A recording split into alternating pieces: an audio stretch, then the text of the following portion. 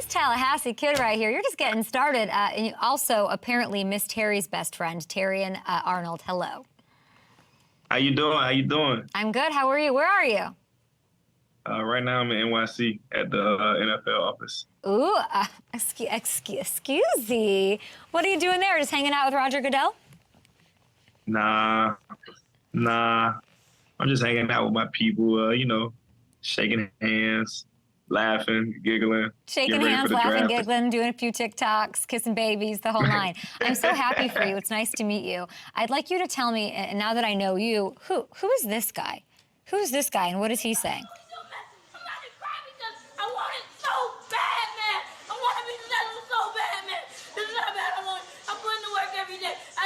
I would say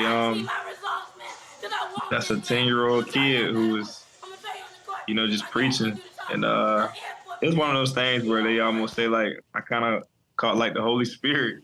Or, like, in that video right there, I was just kind of reflecting on everything I had been doing. And even from a young age, just working out and watching kids who were being put over me. At a young age, I was like, this is what I want to do. Like, I tell people all the time when it comes to playing football, I feel like this is something I was born to do. Like, you got guys like LeBron James, Michael Jordan, Kobe Bryant, like they were born to play basketball. And I feel like Brian Dawkins, Deion Sanders, guys like that were born to play football, and I'm one of them. So at a young age, I knew very, very early this is something that I was going to do.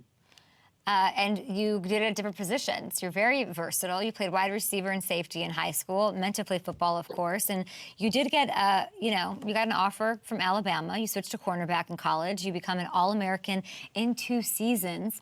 What was that conversation with yourself like? Any bumps, any hesitations to make the change?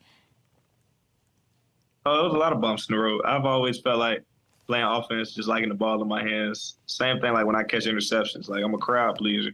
I've always told myself, like, no matter what, when you come to the game, you're going to say in your head, I don't know what's going to happen today, but Terrion is going to do something amazing. So that was hard for me, just making the adjustment. But then I realized playing cornerback, you have to be different. And you can also do the same thing. Guys like Darrell Revis, they showed me you could really lock down one side of the field. And if you're very, very good at that, you become as they would say, a high sought-after talent. And that transition, it was smooth, but at the same time, obviously, it had its ups and downs. It was days where I felt like I didn't want to play it, but it was just a testament to how bad do you love the game. And you just reflect on your why. And I know why I'm doing the game. I know what my purpose is. So it made it easier for me when I looked at stuff like that. I mean, Trayvon Diggs made that switch pretty well, too, huh? Yeah, he did. And he got paid. Do you kind of look at him and see what he did? It just like hit me that that's sort of a transition that he made and it worked real well. Oh yeah, like Trayvon, he's a great guy. He comes back to the games and stuff, and even just talking to him one-on-one and stuff, he said, "Man, just remember, you with the greatest coach of all time. If he sees it, he knows what he's talking about. Just trust it." He said he had his hardships in dealing with it. He wanted to be a receiver like his brother, but he saw that it worked out well for him, and he's glad that he trusted it. So. I mean, you're kind of a receiver. You had 5 picks last year. I would say I should have had more, if we're being honest. What? But I'm very dynamic with the ball in my hands. Because it was like some opportunities, you just look back and you say, dang, I should have made that play right there. And I'm big on watching film and big on critiquing myself.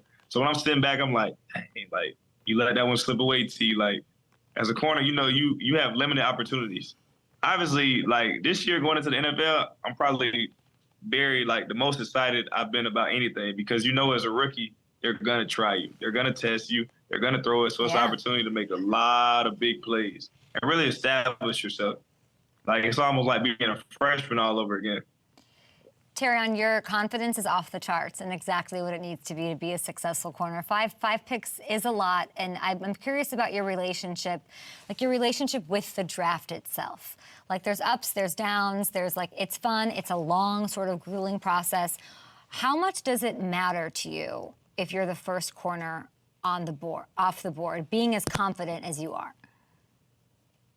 I would say it's one of those things where I don't look at it like that. Like mock drafts, what people are saying. I pride myself on this Bible verse like Galatians 1:10. And it just talks about, am I doing everything for men or am I doing it for my creator? So when it comes to that, I don't let that outside noise affect me. And like Coach Saban, he would call stuff like that rat poison.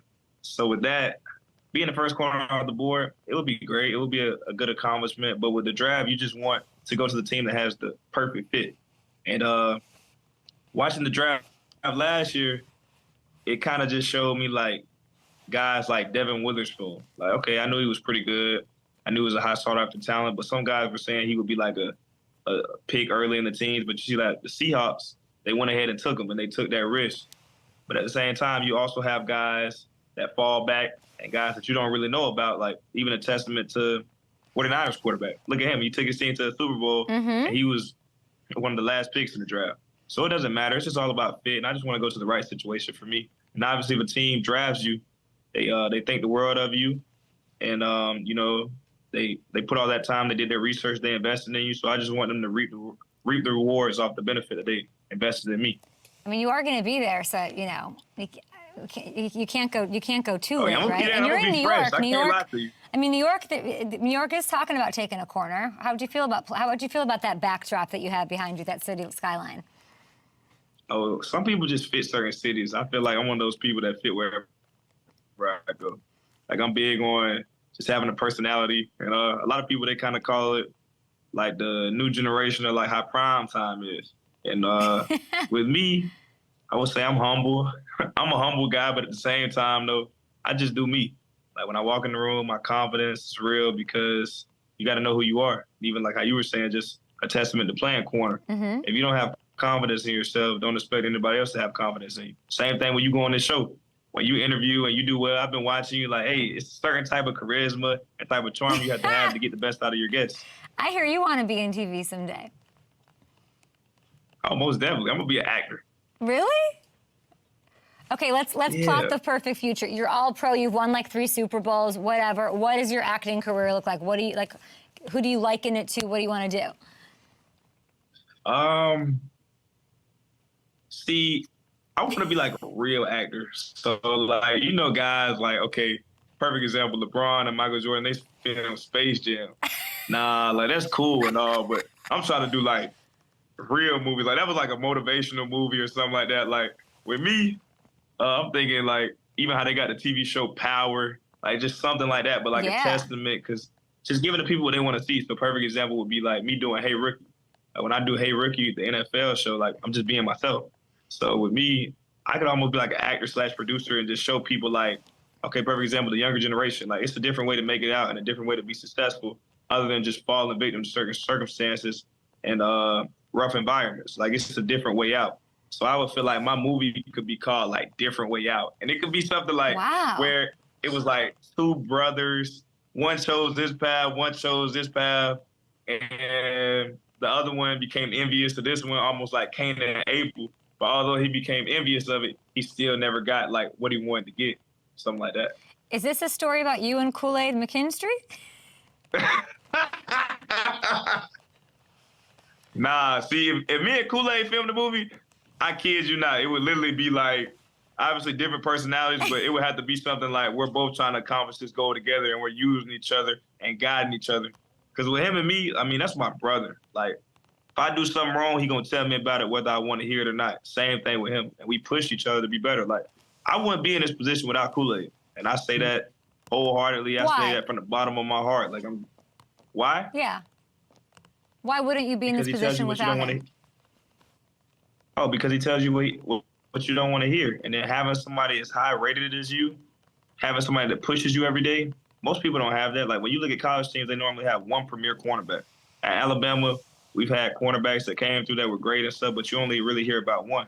You don't really hear about 2 first-rounders on the same team that push each other every day and like each other. You know what? There's some prospects come into the league and it's like, oh, I hope he's in a good situation. I'm a little worried. You know who's not worried about Terrion Arnold? Me. Not even a little bit. You've got your future figured out before then. You're ready to go and conquer any city. You're sitting there in Goodell's chair in his office somewhere drinking his good scotch, ready to go to the draft. Good luck. Enjoy Detroit. I don't even have to tell you, enjoy every moment. If you ever need anything, here I am. Yes, ma'am. Thank y'all for having me. Just don't take my job someday, which I'm sure you will.